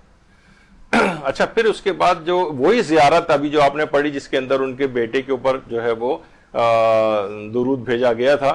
تو اس میں پھر آگے چل کر یہ ہے کہ ذا خدکا علی القبر، قبر کے اوپر اپنے گالوں کو رکھے، اس کے بعد 3 دفعہ کہے صلی اللہ علیہ یا ابا الحسن، یعنی ان کے جو زیارت ہے نامہ حضرت علی اکبر کا جو معصوم سے ہی مروی ہے چھٹے امام سے، اس میں آگے چل کے یہ کہ پھر قبر کے اوپر اپنے گالوں کو رکھ دے ظاہر، اور اس وقت کہے صلی اللہ علیہ یا ابو الحسن، اے ابو الحسن، یعنی امام حضرت علی اکبر کے لیے کہا جا رہا ہے کہ آپ کے اوپر صلوات ہو اے ابو الحسن۔ اس کا مطلب ہے کہ امام کا جو حضرت علی اکبر علیہ السلام تھے، ان کا کوئی بیٹا حسن نام کا تھا، کیونکہ اگر کوئی ان کا بیٹا ہی نہیں تھا تو ان کو ابو الحسن کہہ کے کیوں امام کہیں کہ قبر کے اوپر ان کے اپنے گالوں کو رکھ دیا جائے اور اس کے بعد یہ کہا جائے۔ تو اس کے معنی بھی یہ ہوئے، کامل الزیارت میں ابن قولوین نے اس روایت کو لکھا ہے، اس سے بھی زیارت نامے کی اس پارٹ سے بھی پتہ چلتا ہے کہ حضرت علی اکبر علیہ السلام کا کوئی بیٹا حسن نام کا تھا، ورنہ امام یہ کیوں کہتے۔ اچھا، اب یہاں ایک اعتراض ہوتا ہے، اعتراض یہ کہ کنیت رکھنے میں اولاد کا ہونا ضروری نہیں، یعنی بہت سے لوگ یہ کہتے ہیں کہ بھائی کنیت اگر کسی کے اولاد نہیں بھی ہے نا تو کنیت ایسے بھی رکھ دی جاتی تھی، بہت سو کے بچپن میں بھی رکھ دی جاتی ہے کنیت، بچہ پیدا ہو اس کی ابھی سے کنیت رکھ دی گئی۔ تو ایک لحاظ سے یہ بات صحیح ہے لیکن پوری صحیح نہیں ہے، کیونکہ سمجھیں ایک لحاظ سے زیادہ تر عربوں کے اندر جو رائج کنیت تھی وہ اسی وقت ہوتی تھی جب اس کی کوئی اولاد ہو اور اولاد کے نام سے پھر اس کی کنیت رکھی جائے، یعنی سمجھیں 95% عربوں میں یہ رائج تھا، لیکن 5-7% یہ بھی رائج تھا کہ اگر کسی کے ابھی اولاد نہیں بھی ہے تب بھی وہ کنیت اپنی رکھ سکتا تھا کوئی سی بھی۔ تو بہرحال یہ جو اعتراض ہے تو یہ اعتراض پورا صحیح نہیں ہے، کیونکہ 90-95% تو اسی وقت کنیت رکھی جاتی تھی۔ تو ابو الحسن کو کہہ کے جو مخاطب کیا ہے امام نے، تو اس کا مطلب ہے کہ ان کا کوئی حسن نام کا بیٹا تھا، اس لحاظ سے حضرت علی اکبر کی کنیت ابو الحسن بنی تھی۔ دوسرا قرینہ جو ہے وہ روایت حضرت امام علی رضا علیہ السلام جو کہ اصول کافی کے اندر موجود ہے، فروع کافی میں جو روایت ہے اس میں تفصیلی ہے، میں ابھی پورا اتنا وقت بھی نہیں کہ اس کو پڑھا جائے، یعنی امام سے کسی نے آ کر اس متعلق کچھ سوال جواب کیے تھے ہمارے 8ویں امام سے، امام علی رضا علیہ السلام سے، درود بھیجیے محمد علیہ وسلم۔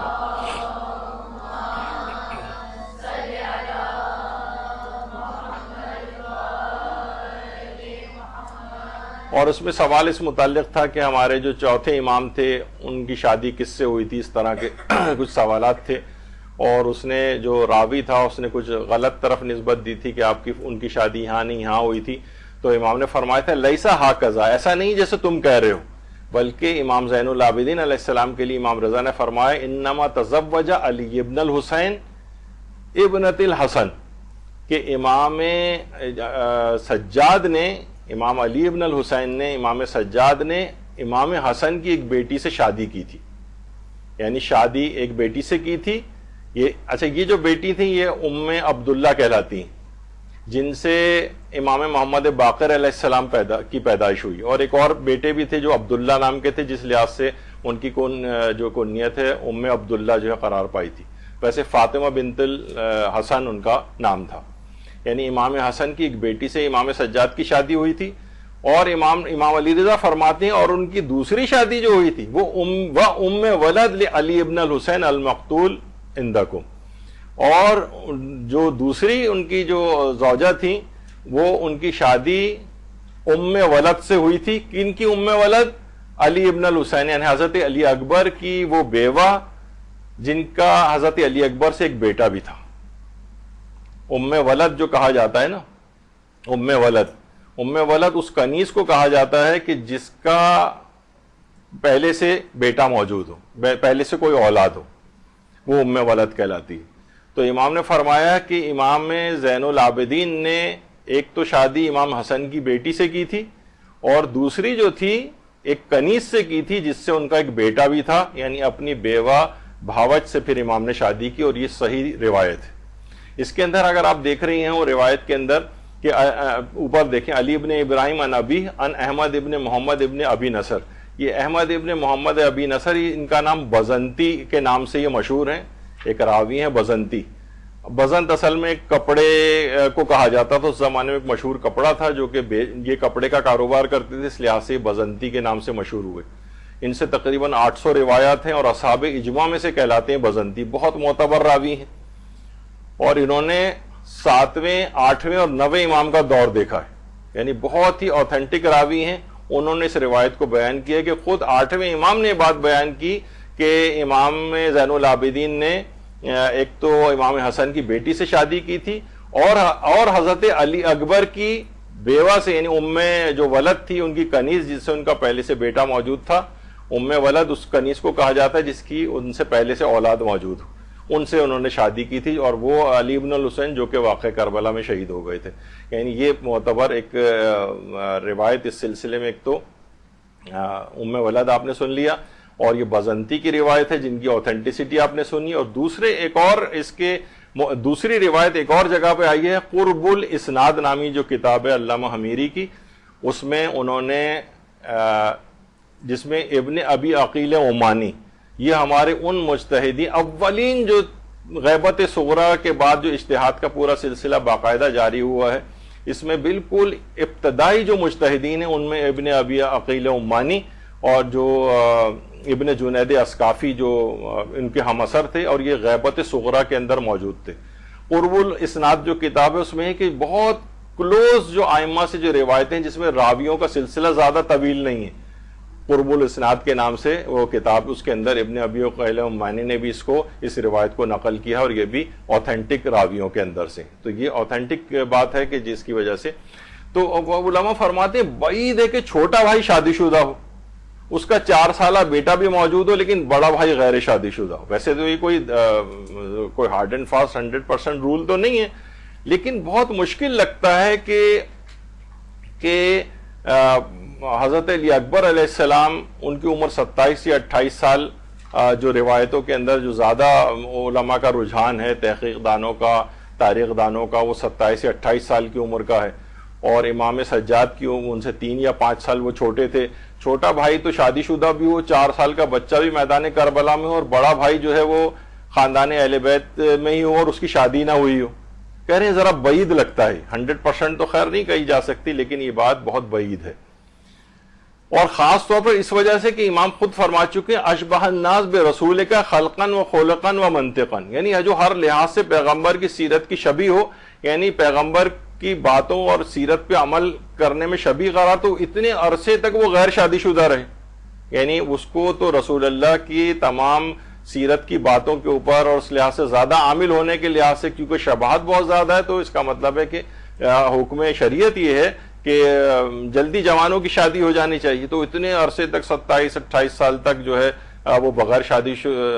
شادی کے ہو، یعنی یہ بات بہت بعید لگتی ہے. اور جبکہ خود 5ویں امام ہمارے میدان کربلا کے اندر جو ہے وہ موجود تھے، اور اگرچہ ان کا تذکرہ زیادہ نہیں ملتا ہے، لیکن بہرحال وہ 4 سال کی عمر میں میدان کربلا کے اندر جو ہے وہ موجود تھے.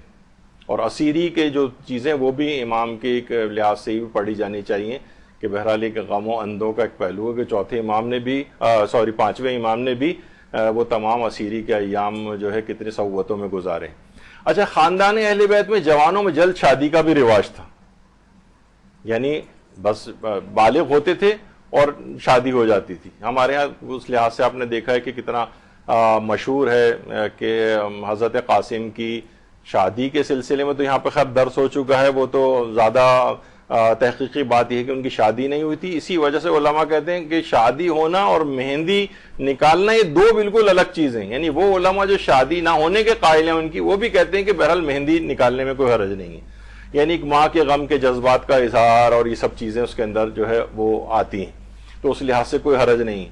تو وہ کہ جن کی عمر اور زیادہ کم تھی ان کے متعلق تو یہ بات ہو، اور جو حضرت علی اکبر جو ہیں وہ عمر جو ہے مثلاً 27 یا 28 سال ان کی ہو، ان کی شادی نہ ہوئی ہو، تو اس لحاظ سے یہ پاسبلٹی جو ہے وہ بہت مشکل ہمیں نظر آتی ہے. تو خاندان اہل بیت میں جوانوں کی جلد شادی کا بھی رواج تھا، تو اس لحاظ سے بھی یہی امکان اس کا ہے کہ ان کی وہ شادی شدہ تھے. اور اس کے بعد ایک اور بات کہ جب یزید کے دربار میں ہمارے 4تھے امام موجود تھے اور خاندان اہل بیت کے تمام افراد اس لحاظ سے موجود تھے، تو مقاتل الطالبین جو ابن فرج اصفہانی کی کتاب ہے اس میں ایک مکالمہ جو ہے وہ امام سجاد کا یزید سے جو ہے نقل ہوا ہے. ثم دعا یزید لعنت اللہ علیہ، پھر اس یزید نے پکارا بعلی ابن الحسین، امام سجاد کو پکارا یزید نے. فقال ما اسمک، یعنی تمہارا نام کیا ہے؟ یزید نے چوتھے امام سے کہا تمہارا نام کیا ہے؟ فقال علی ابن الحسین، کہا میرا نام علی ابن الحسین ہے. او لم یقتل اللہ علی ابن الحسین، اس نے کہا، کیا کہا یزید نے کہ کیا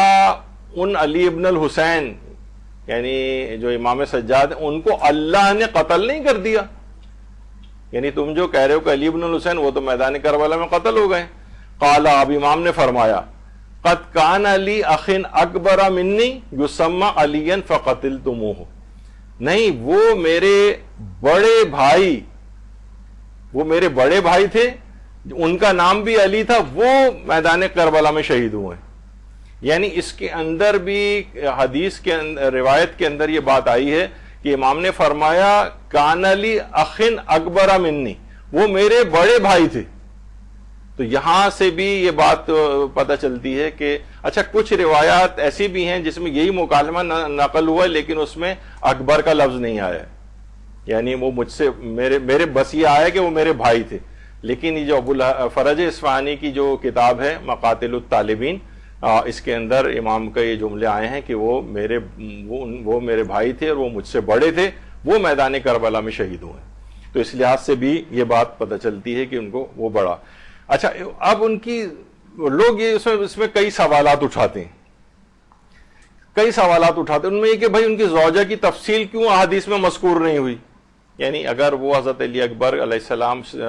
شادی شدہ تھے تو ان کی بیوی کی تفصیل کیوں نہیں آئی؟ تو یہ بات یاد رکھ لیں، تمام علماء کہتے ہیں خاندان اہل بیت میں اپنے گھر کی خواتین کی باتوں کی، ان کی ناموں کی، ان کی خصوصیات کی تشہیر کرنا یہ ناپسندیدہ سمجھا جاتا تھا. یعنی خود ائمہ ذکر نہیں کرتے تھے.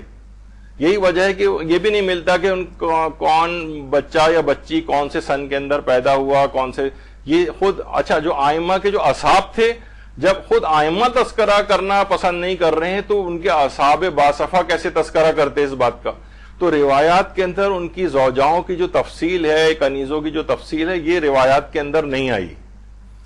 تو یہ صرف حضرت علی اکبر علیہ السلام کے لیے نہیں ہے بلکہ یہ دیگر ائمہ کے لیے بھی یہی بات ہے.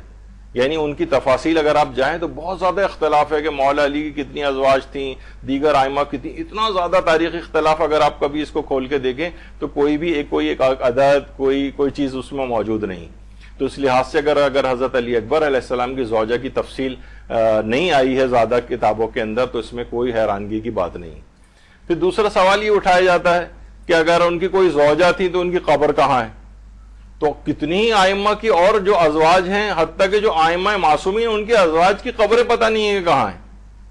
تو اس میں آپ یہ نکالیں صرف کہ حضرت علی اکبر علیہ السلام کی زوجہ کی قبر کہاں ہے،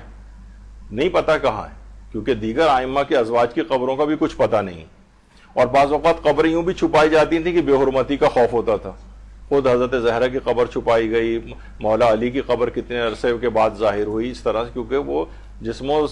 کو نکالنے، قبر کھود کے نکالنے کی فکر میں رہتے تھے. پھر ایک سوال یہ اٹھایا جاتا ہے حضرت علی اکبر کی زوجہ کی نماز جنازہ کس نے پڑھائی؟ یہ میں نے خود دیکھے ہیں انٹرنیٹ پہ جو سوالات جوان ہمارے جو ہے بعض اوقات کر رہے ہوتے ہیں. اس زمانے میں اس طرح سے نہیں ہوتا تھا جس طرح ہمارے یہاں کہ باقاعدہ مسجد میں اعلان ہو رہا ہے اور اس کے بعد سارے لوگ جمع ہو رہے ہیں اور ایک خاص ماحول نماز جنازہ کا ہوتا ہے، ایسا نہیں. کتنی روایت کے اندر ہے کہ امام معصوم اپنے اصحاب کے ساتھ سفر میں تھے، راستے میں ان کی ایک بیٹی کا انتقال ہوا، وہیں پر ہی امام نے حکم دیا کہ ان کو تجہیز و تکفین کر کے وہیں راستے میں ان کو دفن کیا اور آگے چل پڑے. یعنی ہم جو اپنے دماغ میں ہم نے ایک تصور بٹھایا ہوتا ہے نا کہ اس طرح سے اموات کی جو مراسم اور یہ سب کچھ ہوتی ہیں اس انداز سے ہوتا ہوگا، ایسا نہیں تھا. ہمارے ہاں تو یہ تک ہوتا ہے کہ جناب اگر کوئی کربلا میں اگر انتقال کر گیا تو بعض جنازے کربلا سے یہاں لائے گئے ہیں انچولی واپس دفن کرنے کے لیے. ارے بھائی آپ جو ہے نا وہ کربلا میں ایک دفن شخص انتقال کر گیا تو اس سرزمین کے اوپر اسے دفن ہونے دیتے نہیں، یہاں لایا گیا ان کو.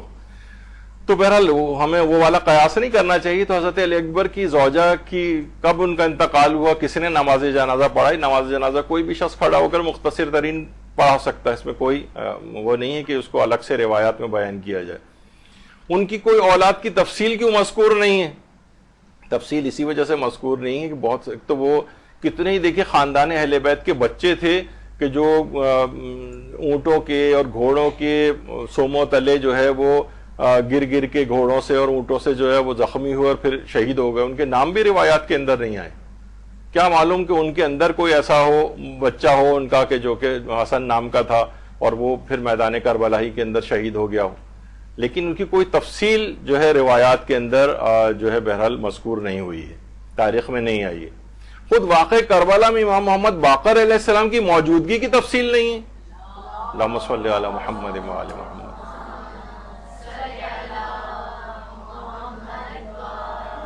یعنی خود پانچویں امام موجود ہیں لیکن کوئی تفصیل ان کی نہیں ہے. آپ نے کبھی مصائب میں بھی نہیں سنا ہوگا کہ پانچویں امام یعنی اتنا واقعات کربلا بیان ہوتے ہیں. خود امام معصوم موجود ہیں ایک، لیکن ان کی تفصیل نہیں آئی. تو حضرت علی اکبر کے بیٹے کی تفصیل اگر نہیں آئے تو اس میں کوئی ایسی بات نہیں. حضرت علی اکبر علیہ السلام کا نکاح کس نے پڑھا تھا؟ یہ سارے وہ ہیں جو انٹرنیٹ پہ جوانوں کے سوالات ہیں. دیکھیے خود آئمہ معصومین کے نکاح کس کس نے پڑھے کہیں روایات میں نہیں. اور دیکھا جائے تو زوجت و قبل تو اس طرح کے سے کہنے سے بھی یعنی اتنے بڑے بڑے جو ہمارے ہاں جو خطبے پڑھے جاتے ہیں وہ مستحب اور بہتر ہیں لیکن پڑھنے واجب تو نہیں. بلکہ ایک خطبہ تو رہبر معظم آیت اللہ خامنئی کا اگر ہے کہ انتہائی مختصر ترین چند سیکنڈز میں انہوں نے جو ہے بس وہ نکاح پڑھ دیا اور اس طرح سے بس نکاح ہو گیا. وہ اس میں اتنے سارے دعائیہ کلمات وہ ٹھیک ہے وہ مستحبات میں سے. خود آئمہ کی یہ بھی نہیں ہوتا تھا کہ امام کہیں بیٹھے ہوں دولہا بنے ہوئے اور پھر اس کے بعد کوئی اور آئے اور ان کا نکاح پڑھائے. نہیں، بعض اوقات وہ خود ہی نکاح پڑھ لیا کرتے تھے، اپنا 2 جملے صرف کہے اور نکاح ہو گیا. تو اب یہ کہ حضرت علی اکبر کا نکاح کس نے پڑھا تھا اگر، تو یہ کوئی سوال ہی نہیں ہے اصلاً کہ اس طریقے سے نکاح کا پڑھا جانا، باقاعدہ نکاحوں کی تقریبیں. ہم اپنے دماغ میں جو ہمارے نکاح ہے نا کہ اتنی بڑی آڈینس موجود ہوتی ہے اور امام ہوں گے تو اس کا مطلب پورا شہر مدینہ جو ہے. بعض اوقات تو خود امام کے جو اصحاب تھے وہ خود مدینے میں ہوتے تھے، ان کی شادیاں ہوتی تھیں، اس میں اماموں کو مدعو بھی نہیں کرتے تھے. یہ ایکسپیکٹیشن ہی نہیں ہوتی تھی کہ امام ان کی بھائی ہمارے بیٹے کی شادی اور اس میں امام کو تو ضرور بلانا چاہیے. باقاعدہ ملتا ہے روایات کے اندر چوتھے امام کے سامنے بیٹھا ہوا تھا، امام نے کہا تمہاری ناخن کے اوپر یہ مہندی کیسے لگی ہوئی؟ تو کہا کہ مولا ابھی میری نکاح ہوا ہے. تو دیکھا جائے تو امام کو کہنا چاہیے تھا ارے بھائی تم نے نکاح ہوا اور مجھے تک نہیں بلایا. تو یہ اس زمانے میں یہ والا کانسیپٹ نہیں تھا. تو ان کا نکاح پڑھایا کس نے پڑھایا کیسے، یہ کوئی روایات کے اندر کوئی تفصیل موجود نہیں، کیونکہ اس طرح کے نکاح پڑھانے کا کوئی سلسلہ اس زمانے میں ہوتا ہی نہیں تھا. خود ہی نکاح پڑھ لیا جاتا تھا، سب کو ٹھیک عربی آتی تھی، کوئی اس میں مسئلہ نہیں تھا اور مختصر ترین نکاح کے صیغے وہ پڑھے جاتے تھے. ان کے بیٹے کی قبر کہاں ہے؟ جس طرح اور بہت سارے امام کی کتنی اولادیں گزری ہیں، کتنے ابھی بھی دیکھیں ایران کے اندر کتنے امام زادے ہیں. کچھ ہیں زیادہ تر یعنی جو امام زادے ہیں کے نام سے مشہور ہیں، اس میں تقریباً جو علماء جو تحقیق کرنے والے ہیں وہ کہتے ہیں 60 70 80% جو ہے وہ ثابت نہیں ہے کہ وہ امام کی باقاعدہ نسلوں سے ہوں. بس ٹھیک ہے ایک شہرت ہو گئی ہے تو اس لحاظ سے لوگ وہاں جاتے ہیں اور بہرحال جا کے کون سا وہاں پہ کوئی ایسی چیز ہوتی ہے وہاں جا کے فاتحہ پڑھتے ہیں،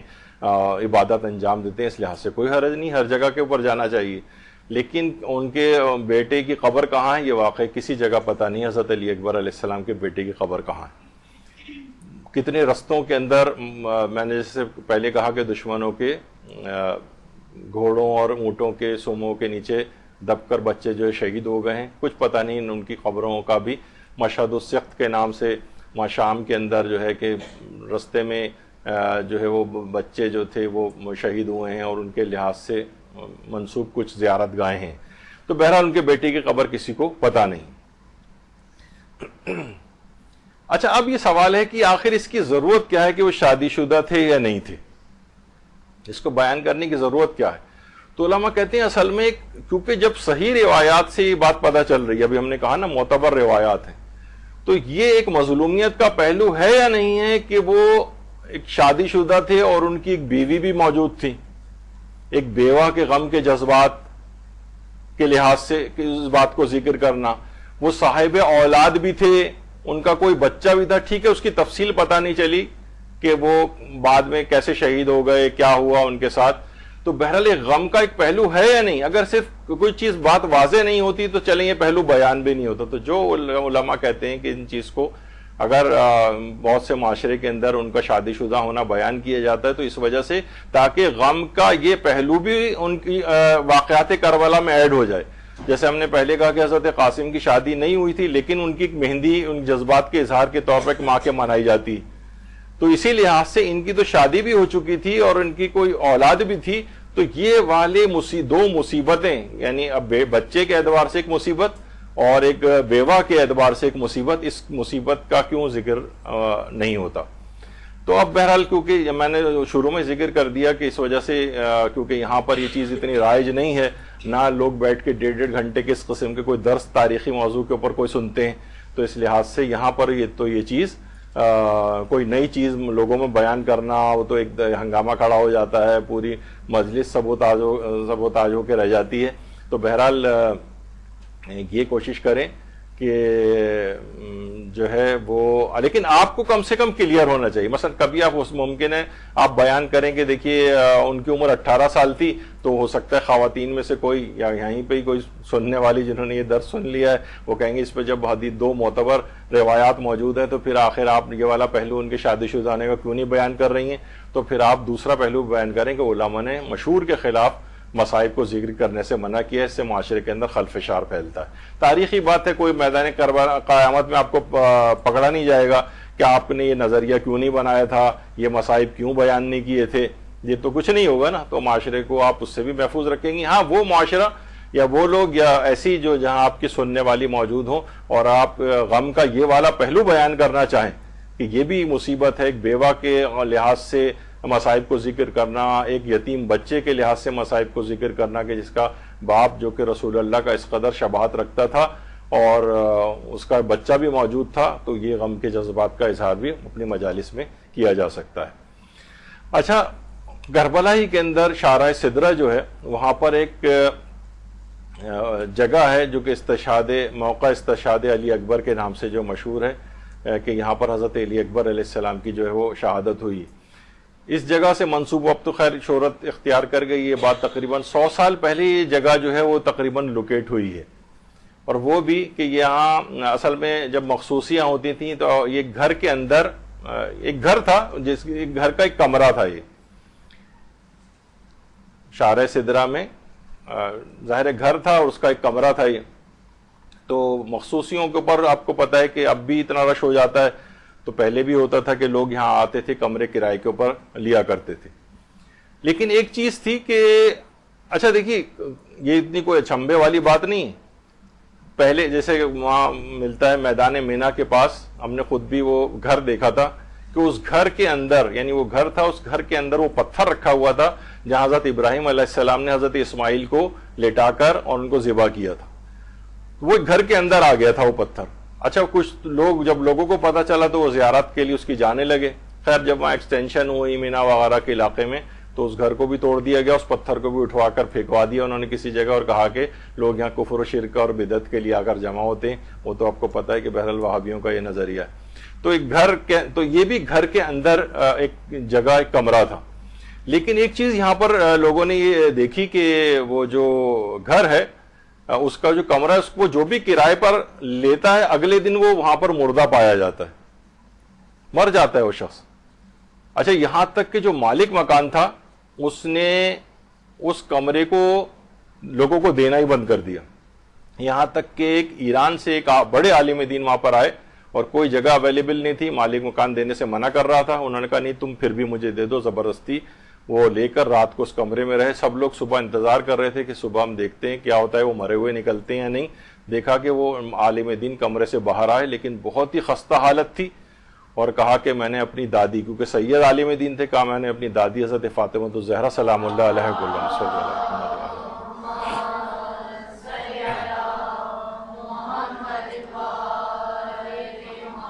دیکھا کہ وہ اس کمرے میں آ کر بہت زار و قطار جو رو رہی ہیں, ظاہر ہے ان سے محرمیت بھی رکھتی تھیں وہ